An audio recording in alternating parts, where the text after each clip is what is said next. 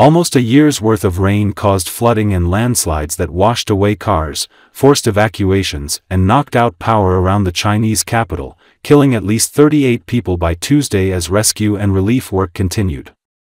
According to Associated Press, the flood risk for parts of Beijing, Hebei province, and neighboring Tianjin city remained high until Tuesday evening. State media broadcast footage of muddy waters rising into homes in rural areas and rescuers carrying an injured person on a stretcher and searching on a damaged road. Premier Li Qiang said the heavy rain and flooding in the hard-hit Beijing district of Miyun caused serious casualties and called for rescue efforts, according to the Xinhua News Agency. The Beijing Daily, a state-backed paper, reported that the city had received 54.3 centimeters of rain in the last 4 days, which is just a bit short of the 60 centimeters the city receives annually in a year. The storm knocked out power in more than 130 villages in Beijing, destroyed communication lines and damaged more than 30 sections of road. More than 16 centimeters of rain fell on average in Beijing by midnight, with 2 towns in Miyun recording 54 centimeters of precipitation, the city said. Heavy flooding washed away cars and downed power poles in Miyun, an outlying district that borders Hebei's Luanping County. More than 80,000 people have been relocated in Beijing, including about 17,000 in Miyun, a Beijing city statement said. The city government said 28 people died in Miyun and 2 others in Yanqing district Monday. 4 additional people in neighboring Hebei province were discovered dead Tuesday, state broadcaster CCTV reported, after 8 people were said to be missing after a landslide in a rural part of Luanping County in the province. Authorities had found 4 of the dead Monday. Emergency rescue teams said more landslides occurred in the same region Tuesday, although they did not report any further casualties. Uprooted trees lay in piles in the town of Taishitun, about 100 kilometers northeast of central Beijing. Streets were covered with water, with mud left higher up on the walls of buildings.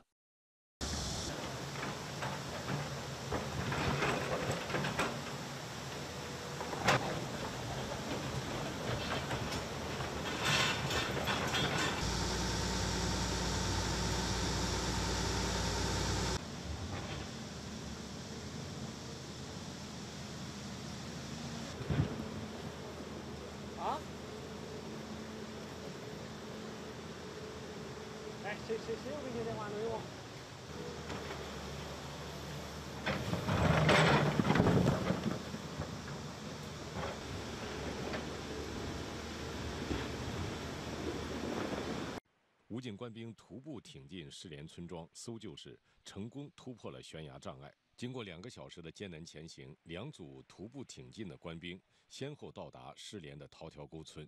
官兵们采取担架转运、交替接力、搀扶前行的方式，紧急转运被困人员。所以每走一步都小心翼翼，不容任何闪失。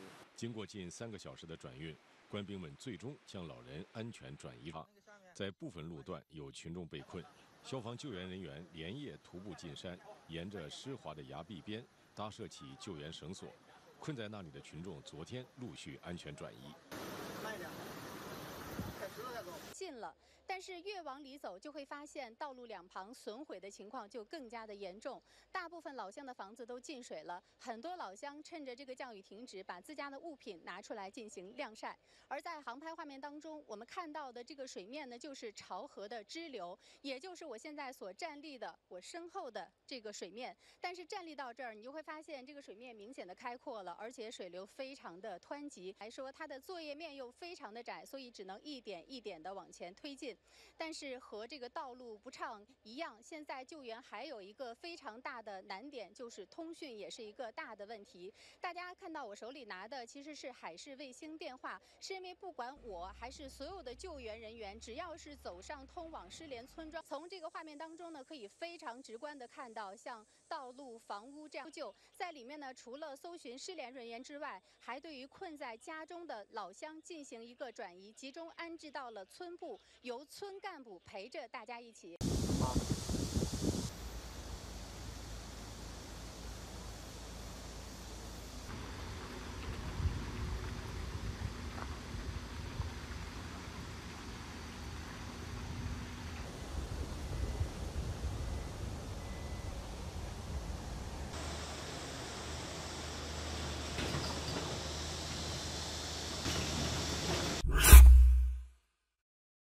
In their first airdrop in months, Jordan and the United Arab Emirates parachuted 25 tons of aid into Gaza, a Jordanian official said, but added that it was not a substitute for delivery by land.